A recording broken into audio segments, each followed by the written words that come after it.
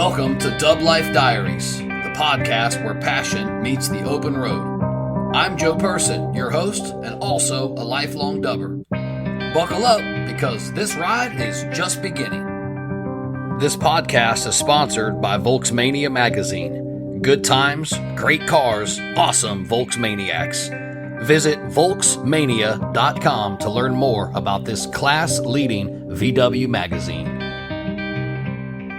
What's up, everybody? Welcome back to Dub Life Diaries, the VW lifestyle podcast where the engines are air-cooled and the stories absolutely run deep. I'm your host, Joe Person.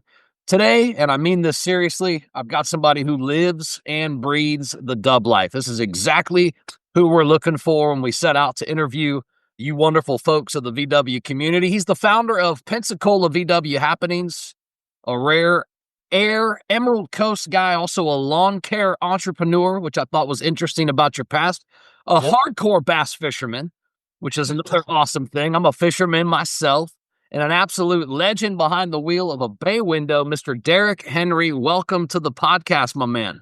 Thanks, Joe. Appreciate you having me. Thanks a lot. My pleasure. Absolutely. Just real quick before we get started, I want to give just a couple of shout outs. My main sponsor, Volksmania magazine. Check out issue number 22, should be on the shelves right now. 23 is coming up. If you use Dub Life 10, DUBLIFE, the number 10, you'll get 10% off your first issue. Certainly a magazine worth checking out. Also, shout out to Dino Styles, Dino's Garage in DC Metro. Dino is a supporter of the podcast. And I just thank you so much, man, for the energy. Great conversation. He's also been a previous guest. Awesome guy. Last shout out is to V-Dubs on the Pier. We've got a big show coming up just in a couple of weeks. Alan and myself are, bursting at the seams right now, trying to get everything together. Derek, as a show organizer yourself, it's not easy. There's all kinds of stuff happening and going down, but that's not about this. I just want to give a shout out to V-Dubs on the Pier, May 24th, 2025. We're hoping to continue to pound this thing out and have all kinds of dubs. We got a parade. We've got a car show. It's going to be awesome. It's, the backdrop is downtown St. Pete, one way. The other way, the backdrop is the pier itself, which is a peninsula. It's on the water. It's absolutely amazing. All right, buddy, back to you. Sounds good. Give us your full name, just for the record. Derek Henry. Yep, Derek G. Henry. Derek just like a football player. And so no VW nicknames like the Bay Window Bandit or anything? Surgeon or... It's became the Mayor by some people. The Mayor. Okay. Hey, man, I can take that. Yeah. I have a tendency to be the welcome wagon, the guy that if somebody new shows up, I want to go make them feel welcome and give them a sticker and say hey to them, Oh yeah, man, that's cool. That's the vibe for sure, right? That's who you guys are. That's what's so amazing about this amazing culture. Where'd you grow up, Derek? I actually grew up in Indiana, central Indiana, right outside of Indianapolis, Indiana. Yep, moved here to Pensacola in 1998. So you've been there a while. How's a Hoosier? Yeah. How's a Hoosier wind up a Gulf Coast VW legend? Well, actually, my wife drugged me here pretty much. We met when she was in her fifth year of college in Indianapolis, and I guess we'd been married about a year. We had a bad snowstorm, and she said, hey, why don't we get out of this snowstorm and move to Florida? So we ended up been here ever since. Awesome. Yes. So I understand, just looking at your past, that I think a Sandrail was the first VW that you ever owned, right? Yeah, it was actually. I rode motorcycles my entire life. My high school motorcycle was a drag bike and raced drag bikes and did all that. I bought the drag bike when I was 15. I rode it to high school and been riding my whole life. And then with cell phones, everybody has one now. Riding on the street got extremely dangerous. So yeah, about 15 years ago, I got off motorcycles and I was like, you know what? Let me buy something kind of open air, something similar to a motorcycle with a little more protection and four wheels. And so I ended up with buying a Sandrail out of Atlanta, Georgia. And yeah, that was the first one that began the addiction. Yeah, putting it lightly, I'm sure. So, Yes. Well, tell me about it. What year was it? Was it fast? What kind of motor did it have? Do you remember any of that stuff? Necessarily, I wouldn't say it was fast per se, but it had a 1641 with dual carburetors. Okay. And but what the cool part was is it was handmade by a fellow out of Atlanta, and he built the rail, and then he got sick and never got an opportunity to really drive it. And I bought it from the estate sale essentially, and it had a full metal custom body that was all built by him, and it had taillights from different stuff, 50s Cadillac and motorcycle headlights and some cool stuff. And it was made for the street. It had 20-inch wheels, so it was definitely a street rail. Sure. Sounded like it was pretty interesting, like almost Yeah, like a rat rod type street rail, with yeah, I'd say that was a good comparison. Yeah, yeah. definitely. Yeah. And the body was a full metal, all made by him, which made it really unique. And you wouldn't take that rail anywhere and have somebody have one similar, which is one of the reasons I liked it. But yeah, I had played with it for a long time, and then bought a squareback after that. What happened to the rail? You sell it? No, I actually sold it to a military guy here, and we have a big Navy base here, Pensacola NAS, and he got one of his first checks, and I had put it on Facebook on Marketplace, and he came, and one of his first checks he used was to buy a sand rail. So yeah, I kept in contact with him, and he still enjoys it. Awesome, man. Does he come to some of the events that you're No, he actually got shipped out, so we haven't okay? seen it since. Really, yeah, he actually got shipped out shortly after that. Okay, Yep, that'll happen with military. absolutely. Yeah, we're a town of transients for that reason here in Pensacola. Yes, sir. So I got to ask you about your bay window. I just remember reading through some of the stuff I had gotten about your background, and I remember seeing something about how when you first got it, it broke down a whole bunch. Share that with us just a little bit. Okay. Yeah, for sure. So I actually bought it out in Texas. The bus is actually named it Tejas is the name of it. Okay. And I bought it out there actually from a guy that a lot of people know, air cooled Kirk is what he goes by, Jason Kirk. Really good guy. So it had some history. A lot of people would come up to me and say, "Oh, is that Jason Kirk's old bus?" And sure enough, it was. But I owned it. I brought it back to Pensacola, and it broke down 5 times within a week. And Five right here times. 5 times, like most of the time right by the house, and I actually had a couple of my wife's friends text her and say, "Oh, I saw your husband broke down on 9 Mile Road in that old bus that he bought." But it actually, my friend Jason Phillips from out of Mobile, he actually came over, and we got it figured out about after the fifth time that it was the fuel pump rod was upside down, and it had just beat the whole guts out of the fuel pump. So once it got hot, that fuel pump and stuff would expand, and it would just not get any fuel. So yeah, that turned out to be what it was. We fixed that, and knock on wood or plastic, it has never broke down again since. It's been phenomenal Oh after man. 7 years of it. Paint the picture for me. What year is this one? It's a 69 tin top. It's a transporter. Okay. It's the original Montana red. We've actually done some pinstriping, like hot rod pinstriping on it, and it's been lowered. It's like I'd say a patina rod, and it's got Porsche wheels, spook wheels on it. Ooh, yeah. But it's a really good looking bus. I love it, and that's what got me started on the Volkswagens outside of the rail. So it'd be hard between that and the squareback. Like they were both phenomenal and really got me into it. But you would think 5 times though in the first first few days. It's like, it's the bus that hated you. Yeah, I definitely was losing my patience after the second or third time because it was, like I say, like instantaneous. You drive it for 20 minutes and then I'd break down right around the corner and be like, great, here we go again. But it didn't stop me from the passion of it. Part of the reason is because of the people I had help from. That's been a big thing for me from the very beginning is the fact that so many people would help when I did have an issue.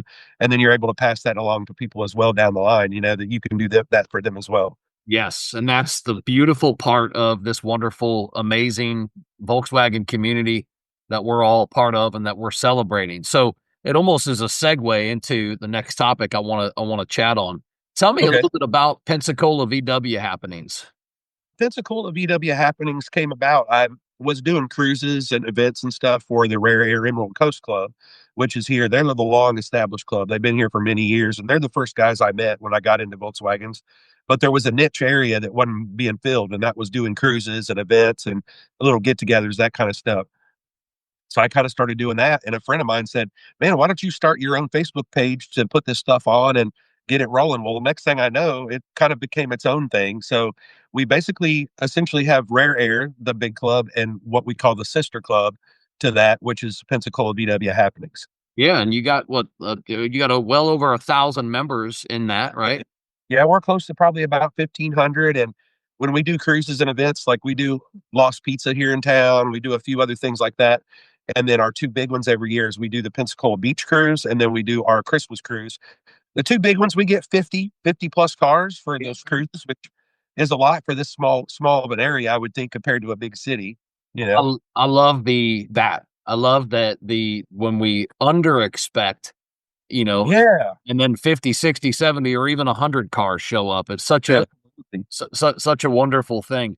Alan and I did that last year with the Skyway ride when we brought it back. It's so cool. Yeah, when it came back, we had like 180 cars that had registered last year, and we were like, "Wow," it just blew us away. And then Right. when over 400 showed up at lot 5, Man, can of field, man, we were literally just taken back. Like, yeah, we looked at each other a few times. We're like, can you believe that this is like, I can't believe it. Yeah, no, I yeah, can't either. So yeah, man, I love that feeling. yeah, it's a great feeling. Rare Air, Emerald Coast Rare Air. You're a part of that too. That was the first uh, Yeah, yeah, club they or were group actually in your established. area, right?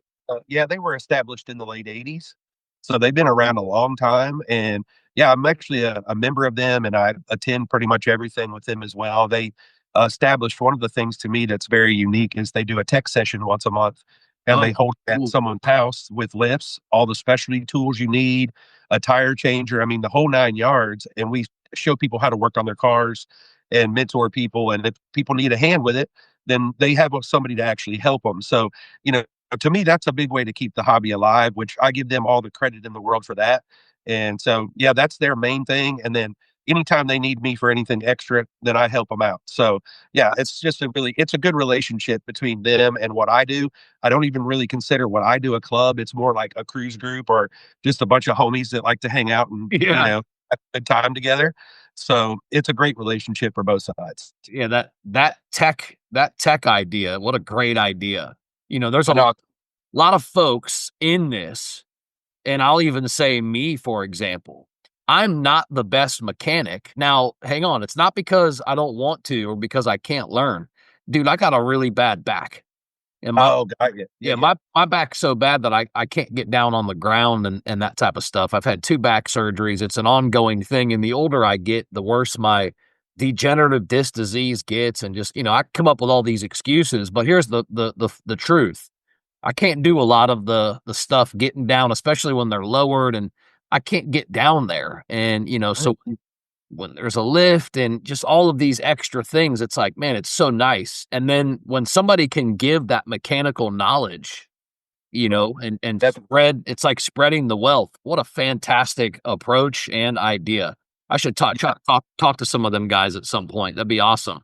Yeah, definitely. They put on their show here too in October. They at Five Flag Speedway every year, and they do around 225 cars. We've really grown it over the last few years with social media, and so we really have that plus Bugs on the Bayou, which is about an hour away from Pensacola. So, we're trying to make sure people know the Panhandle's got a good scene up here. Yeah, you guys do. You guys rock it out. So let's touch on that real quick. Aside from Bugs on the Bayou, which I'm going to give you a chance to talk about here in just a second, what Yep. are some of your favorite VW shows? I mean, this can be all over the country, hell, even all over the world. Well, the last 10 years, we've been doing stuff all over the Southeast. And really, the two that stick out to me, one is in Tannehill, Alabama. That's in northern Alabama. And one reason why is because most of the Gulf Coast people, we all get together there every year. So, 11 years in a row, we've been going to that show. And all the guys from New Orleans to Panama City, all Ooh, of us tend to all go up there together. We all meet there to camp and hang out for the whole weekend. So it's kind of like a reunion. Now, all the guys, maybe I may not see them that often, but we go there. We're going to see each other at Tannehill. So it's become one of our favorites because of that.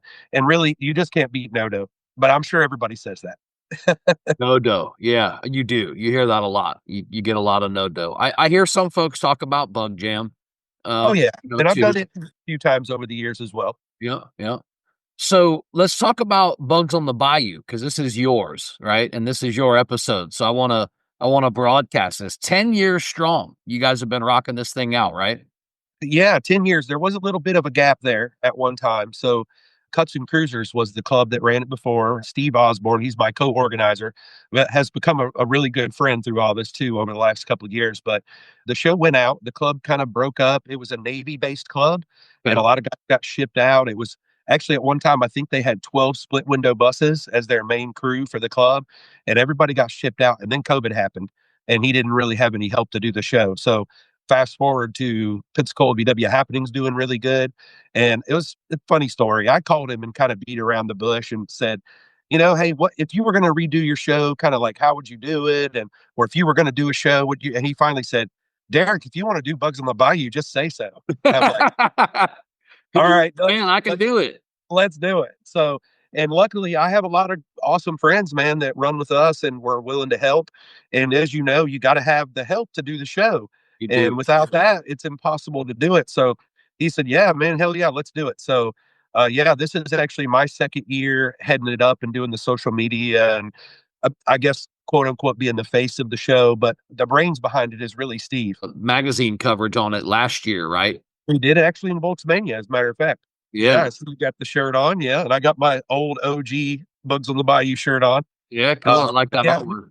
been doing a lot of advertising, and social media nowadays is so helpful if you know how to do it. And I've Yeah. been very lucky that the guys down your way, some of the groups there, like local Volks, especially Southsiders, those guys have been open arms as far as letting me put whatever I want, spamming them on Yeah. their, Yeah. as they like to say. Robbie from VW Getaway, all those guys have been super helpful in me getting the word out about it. Yeah, I've noticed over time being in the same thought process of, putting together shows, etc. It's a very kind of a fine line that you have to walk with the Volkswagen It- community, where too much is too much, and not right. enough is not enough. It's like Yes. one wrong move, you're like you're out. It's Yeah. kind Well, of kind of clicky. you don't want to annoy people, but you want to get the word out. Yeah, And I no, and, think and the and you're main right thing I though. try to do is whenever you do these posts, make it worthwhile. Don't just do a generic post. If I'm going to do something, I want it to be what impact is it going to have on the show, or what impact is it going to have on the people coming to the show? Then people aren't so apt to just go, oh, he's just putting this too much. It's that they're finding something out about what we're doing up here. Yeah. No, you guys are rocking up there, man. And I've been watching you. I've been sitting in the back, just kind of, in the wings. Cause now I look at this whole VW scene as a different, there's a different opportunity for me now, because where I used to think, wow, these are a bunch of like-minded dudes. We're all kind of laid back, kind of chill, kind of cool, right? We all have our own careers, etc. We choose to do this as a hobby. One thing kept coming up time and time again, and that was the community. And it was Yeah. so awesome, and it was just so vibrant, and the spouses and the kids and the pets and the dog, right? Just everything. So yeah, man, I just keep noticing that vibe is so alive and well. So now I almost look at the community through a different lens. Now I'm like, that guy'd make a great podcast episode. Yeah. All that stuff kind of runs together. I think running a show and going to shows is so different. That's one thing I've Amen. learned. Because when you run And one, you can't relax. there is no relaxing, and miss people.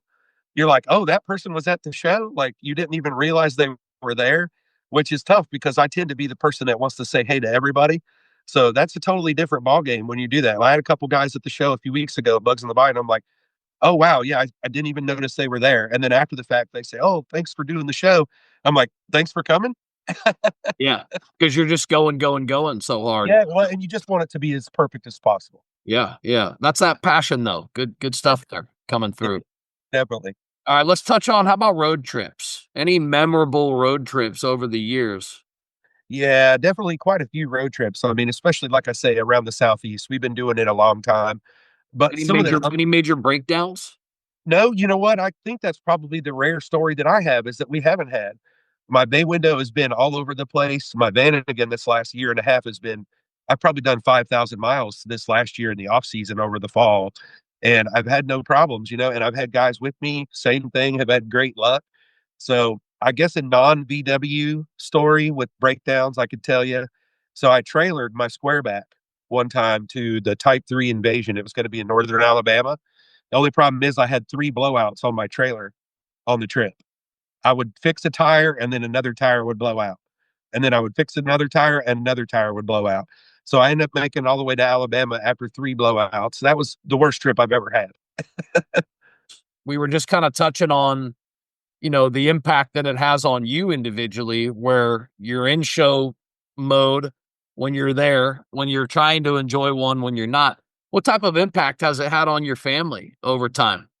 Actually, I'm very lucky. My wife loves it. She's actually become a big part of it.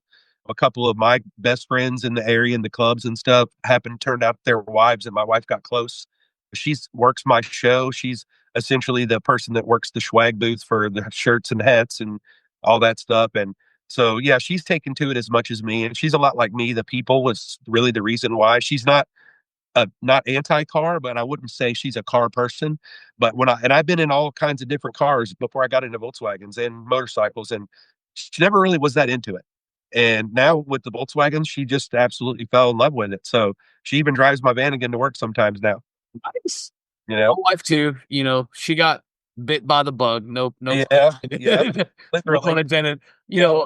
I've been an air cooled VW guy since high school. My first one, was a 72, just standard Beetle, but it was an auto stick.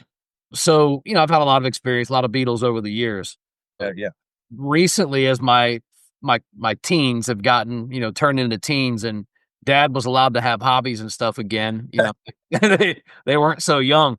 We started picking up dubbing again, and my Awesome. wife has kind of followed along. Well, she finally, started falling in love with the Carmen Gia. Yeah. And, she's like, I'd love to have one. My thing is, I would never drive one. I'm like, whoa, well, why not? She's like, because it's a stick shift. I don't really do the stick shift thing. I can. I don't choose to. I don't want to. I'm like, man, there's nothing better than rolling through the four gear. Yeah. She says, yeah, it's just me. So I start thinking, because I know that late 70s, late 60s, early 70s had an auto clutch in the Carmen Gia. Yeah. Yeah. So I said to myself, what if I could find her a nice, redone, or at least just maybe an old gem, a low mileage, beautiful Carmen Gia with an auto clutch. So I started looking. About 5 months into looking, I found one. I found a 71 with 46,000 original miles from the original owner, and we bought it. I went up to Pennsylvania, and it was amazing. It is an amazing car. Let's touch on the VWs again. If money wasn't an issue, what would the absolute dream ride be for you? Honestly, it would be a SP2. An I SP2. Yeah, I've been obsessed with those since the day I saw one. I threatened all the time that someday I'm going to sell all the stuff I have now, and that'll be the last one, and I'll ride into the sunset, and get buried in it or something. Do you have a dream road trip that you think about? Yeah, actually, I think it's going to come true. 2027, January of 2027. I've got some friends here, a group of people, and we're going to go out and do the BBB, the buses by the bridge, Lake That's by Havasu. the bridge. Yeah, we're going to do a full 2.5 weeks, and we're going to do 2 lane roads all the way there and back. Oh, So dude. we've already started the planning on it now. So, and then I actually just today had a friend of mine message me and said, "Hey, the following year, do you want to go to Moab and do the Synchro Fest Moab?" But I'm like, "Sure." So let's just keep checking the boxes. Yeah, yeah. I had a guest on Mr. Mahalo previously that wanted to do, the whole Route 66, Oh yeah, yeah, across the country. I said, man, if you ever put that together, look me up, call me, let me get yeah. There's that. some guys planning on trying to do it because the anniversary, I think it's next year, is 100-year anniversary. And Oh, I've wow. heard some Volkswagen guys are talking about trying to get a group and start in Chicago and then go all the way to California on 66 for the anniversary. That's Yeah, exactly what he said. Yep. yeah, Trailer or have your car brought into, to Chicago slash, that area and start yeah. there. Yeah. That'd I be love it. so the buses by the bridge, I saw a lot of social media just from this last year and coverage. I know a Yeah, couple local folks had gone out there as well. Looked like it was a great time. Obviously, that'd be like, the top shelf type thing. I'd love to do that myself. Who's riding shotgun with you though, if you end up going? Oh, my wife will definitely be riding shotgun with me for sure. She likes the adventure of the rides and stuff as well. So yeah, just be me and her, and then some local guys here. In particular, I think I mentioned Jason Phillips earlier. He's one of my closest friends here, and he's going to be going, and a couple other Vanagon guys that are here local. It sounds to me like it's going to be a Vanagon crew and a couple of bays right now, people that have committed. So yeah, sooner rather than later, man. We do it now before you get old, too old to do it. Yeah, right on. Yeah, no, Yeah. that'd be amazing. I think about dream road trips and dream cars and all that stuff because I get to talk to you guys and ask you these questions. So I'm always in my mind like, I wonder how I'd answer some of these questions. Yeah, for sure. All right, so what's one thing that the VW world does not know about Derrick Henry? Well, I already mentioned my love of Mountain Dew maybe earlier when you and I talked. So some people local, I'm sure, know that. But yeah, I'm a full-fledged Mountain Dew addict. And probably the other thing is that I'm a hoops head. I was raised in Indiana, which is the basketball capital of the world. You got two religions there. You got basketball and Baptist, and it's in that order. Probably Yeah. throw Bobby. Yeah, you could probably throw Bobby Knight in there too as a third one. So I'm a big hoops guy. I watch a lot of hoops, and I still play on from time to time. I actually played 5 days a week until I was about 35. So that tells you how big of a part of my life it has always been. So you're in this cubby down in the South. I'm a little bit south of you, but I spent 5 years of my professional career at an HVAC company in Central Alabama. Okay. So my story I'm about to tell you is comes from the Central Alabama. You said there's two teams in life, right? You got Auburn and Yeah, you got Alabama because they don't have an absolutely. NFL team, in Alabama. So it's about 2015, and I had flown out for some training, and I was connecting back in Atlanta to fly back into Montgomery, Okay. and when I on my connecting flight, I noticed there was one that left back to Montgomery about 3 hours from now instead of the one that I was gonna catch, which was like 6 or 7 hours from now. Okay. So I go up to the desk and I ask the young lady that's there, right? I'm like, "Hey," told her all about I've been gone all week. It's my kids. I'm trying to get home, and she's got like this face, this persona she's putting on. Here's what she tells me. You ready? She goes, "I don't know. I might be able to get you on that earlier flight, but I got a question for you. Auburn or Alabama?" And I'm Oh, like, yeah. "Yeah." I'm like, "Shit." Here it is, dang it. Because I was, like, kinda fresh there still. I didn't choose a side yet. I never chose a side, by the way, while I was there because 'cause I'm from Florida. So I always Yeah. used to say, "Hey, to Florida Gators," whatever. But because she said Auburn first, I was like, maybe, I'm trying to do my whole, brain thing, I'm like, maybe because she said that first, she was thinking about them first. That's her team. I'm locked in. I'm choosing that answer. I said Auburn. She goes, wrong answer. The flight's and dude, I'm not kidding. I didn't get on that plane. They take it serious. That I was just gonna say, I learned that day that they take that more serious than most things across that entire state. So Absolutely. I totally understand what Yeah. you're And saying. I'm actually a big Notre Dame fan too, football. So living down here, I'm hated by both sides. So talk to me a little bit about being a diehard fisherman. I know we graced that in your intro. Oh, yeah. I know that's something else that's might be something that the whole VW community doesn't know, but maybe they do. Yeah, a couple locals here, especially they do. Actually, one of my good friends here, Jeff Taylor, he was actually the vice president of Rare Air, Emerald Coast, for quite a while here. Him and I fish all the time together. But yeah, I started as a kid. My dad was the guy that like had poles in his truck on the way home and stopped just about every day to fish. And there was actually a time in my life where I didn't like it because of that. My old man kind of burned me out on it, I guess you'd say. And I'm like, I'm not into that. So yeah, about maybe 6 years ago, kind of funny story, I guess. I had a friend of mine say, there's a pond at that place you're going camping. You really should grab a pole, and there's some bass in there. You'll probably catch one. I said, what the heck? I'll spend the money on a Zebco. Well, I caught three bass that weekend, and I was literally shopping for a boat the next week. Like that's all it took, like to get me hooked again. So yeah, we try to go as much as possible. We do a lot of pond hopping here in town in the city, which I think is something unique. A lot of people are going to bigger reservoirs and stuff, but we do like even drainage ditches and holding ponds. And if it's been there 20 years, it'll have fish in it, and you'll be amazed. You can catch some big fish out of those places. So, anytime I get a chance to do that, and then the off season, we talked about my lawn care is what I do for a living. Lawn care season for me is basically up until November, and then I take off November until February. So that means fishing in Volkswagens all off season. So, but yeah, it's a lot of fun. That's really my favorite hobby besides Volkswagens. I love to catch a bass. It's nothing better. Like you're always looking for that personal best. How big can be the next one be? Even if you catch one, it gets you ready and excited about the next time.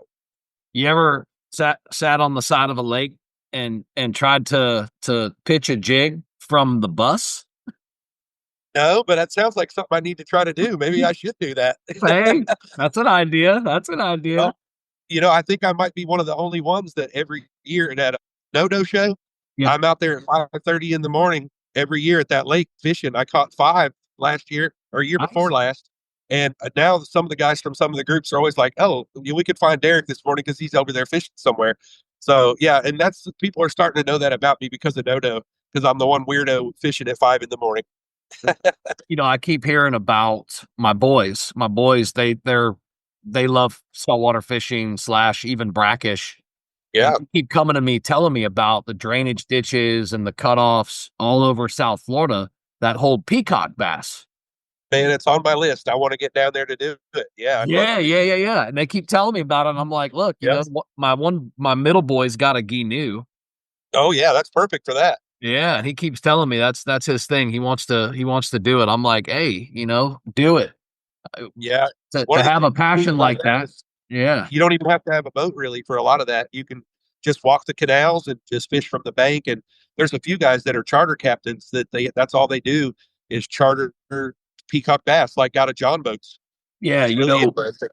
one thing you have to be careful of here, which I tell him, and he's like, "Oh, Dad, if that ever happened, I'd beat it up and I'd kill it." And I'm like, "Yeah."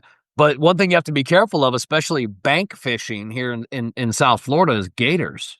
Oh yeah, up here too. Yeah, big ones. And I know. Definitely. Shoot, yeah, yeah. But certainly something. But cool. New idea for you. Fish out the bus. Uh, I'm gonna do it. catch a fish. Tag me in the picture. Let's I go. will. All right.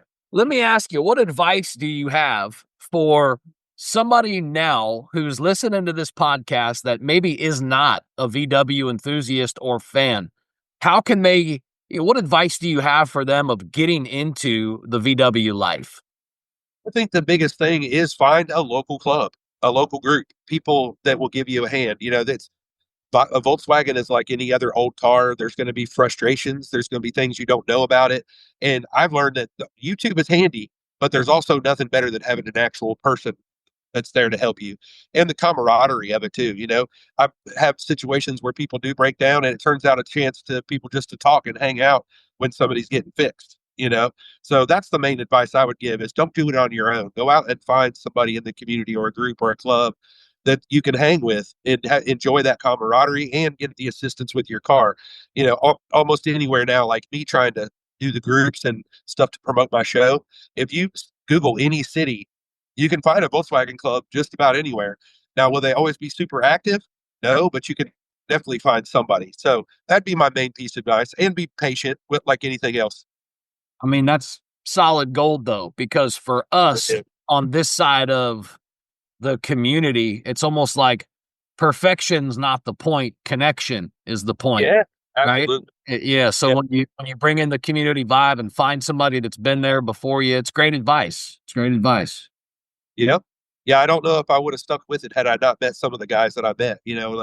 I call them the old timers. Some of these guys were in the Navy or in the military. They were stationed in Germany back in the 60s, 70s, and that's where they found their love for Volkswagens. And then they brought it back with them, and they've been doing it all these years. I feel like they forgot more than I've learned, Yeah. over the years. Yeah. And every time I'm at one of these tech sessions, somebody will say, "Oh, have you ever seen this trick before?" And I'm like, "Oh, wow, I just learned something else." I need So to yeah, that's a big thing. I need to get signed up for those tech sessions. Those sound awesome, man. I'd love to see those, be a part of those. Yeah. I'm always trying to Yeah. learn myself. Well, and I've been encouraging some of these other clubs that I talk to try to start one. There's one Vulcan Volks. They're up in the Birmingham area. They just started one, and they're starting to do one once a month up there. Richard Hill, one of the guys up there, he's hosting at his house, And so, we're trying, everybody I meet, they say, what are you guys doing differently? That's usually the first thing I mention is that because that's just different and it's so helpful. Yeah, I agree. I think it's a great idea.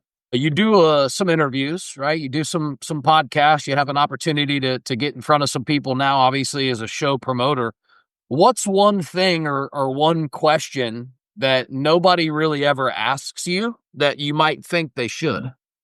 Oh, well, that's interesting. I well, I think some people they tend to assume that doing the shows are easy, and so they just figure, how hard can it be? And that And they you're don't really making all this money, right. Yeah. Whenever I started mine, our goal was to break even every year. Like, we're doing it for the community and stuff. So, I don't think enough people ask, like, what does it really take to put on a show? What does it take to make that show happen? Like, and all the legwork to try to get sponsors. We had probably 30, 40 sponsors this year, including like custom shops, nationwide, people like that. So, yeah, generally people don't ask you that. They ask you questions like, hey, how much is the camping?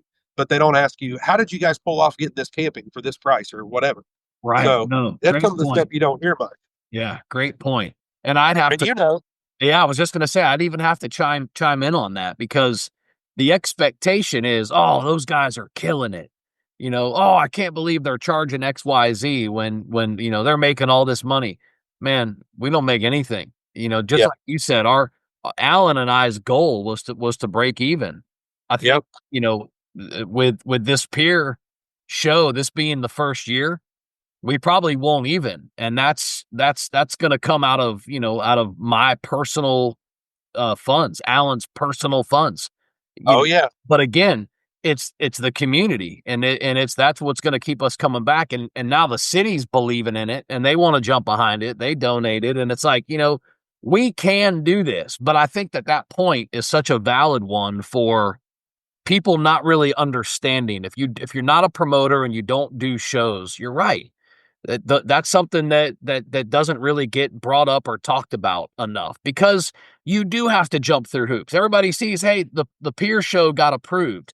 Nobody saw the 5 times that I had to go sit in the downtown at the city at their meetings Right. and go Exactly. through hours and hours of just sitting and waiting for them to call on me. And there were times that I'd show up and they say, "Oh, you didn't make it this time, but come back next month and we'll make sure we talk about it." I'm like, "Oh, another month, before we get an answer." But yeah, you're right. Nobody ever really talks about what goes into shows. So I think that was a great comment. Yeah, definitely. And for us, like I say, we went into it. Steve doing it the 8 years prior to me, he had a little idea of kind of what it would cost. But what we've learned is that when we do make some money, like this year, I mean, being perfectly honest, we did awesome with our raffles. We had some really over the top unique raffles and we did very good on those, but all that money that we made is going right back into new stuff next year. Bigger and better banners, more signage, the opportunity to maybe have a live band and pay for a live band for Saturday night. So Yeah, you're man. just going to I'm just going to sink all the money I make back into making it bigger and better every year and attracting more people from different places and getting more of y'all from down south to come up, and for years all of us have traveled down south to come to all the big shows. So now I'm putting all the guilt trip on everybody down there to do the same thing for us, Hey, we'll come up. We'll come up. Alan was just recently even talking about trying to do something up there in that market. And Yeah, him and I chatted about it actually. yeah, I was Yeah, I gonna say met the I don't think he yeah, knew, the depth of your show and how long it's been going on. But awesome. I'd come up, no problem. And that's what this is man, all we'd love to about, have is you, man. community, and yeah, Yeah. I'd come up.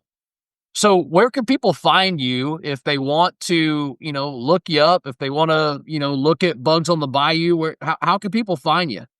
I'm actually really glad you asked that too, because I was going to try to get a plug in. We actually just finished today our official website, bugsonthebayou.com. So now we got a centrally located place. We've generally always used Facebook.